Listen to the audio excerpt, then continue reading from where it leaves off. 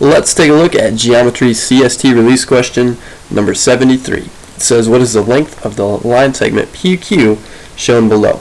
So you could use the distance formula on this. You could also use something else which I think is a little bit easier. Let's use the distance formula first though and see if you remember what that is. So if you're good with formulas, I think this is the slightly harder way, the slightly longer way, but it'll give you the right answer in the end.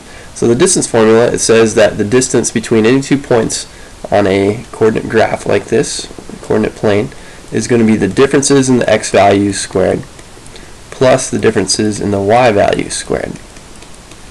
So we can write it like that. If you call this x1, y1, and you call this x2, y2, you just plug those numbers right in. So I don't think it's necessarily that hard. You just have to remember this formula. Plug those numbers in, you have 7 minus 1. You'd have that squared plus, I'm putting in those numbers wrong, I'm sorry. This is your y value, so that's going to go over here. 7 minus 1 squared would be there. And your x value is 8 minus 0 squared. It actually wouldn't have made a difference because I'm adding these two things together. So to put this over here and put this over here would actually end up being the same thing, but I'll just keep it consistent with that so we don't get unnecessarily confused.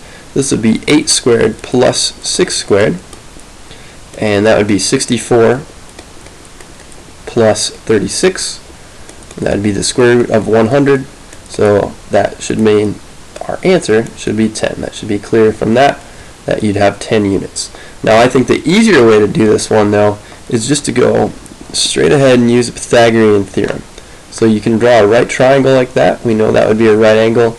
We know from here to here, since it's 7 down to 1, that'd be a difference of 6. You can also count the hops that you have, and from here to here, we know that's a difference from 0 to 8. That's a difference of 8. And that looks familiar too, because that's the difference from 0 to 8, but I just looked at the graph to figure this out, and the difference from 7 to 1 was 6. So from there, you can just do 6 squared plus 8 squared would equal the length from P to Q squared. And so we would have 36 plus 64 equals PQ squared.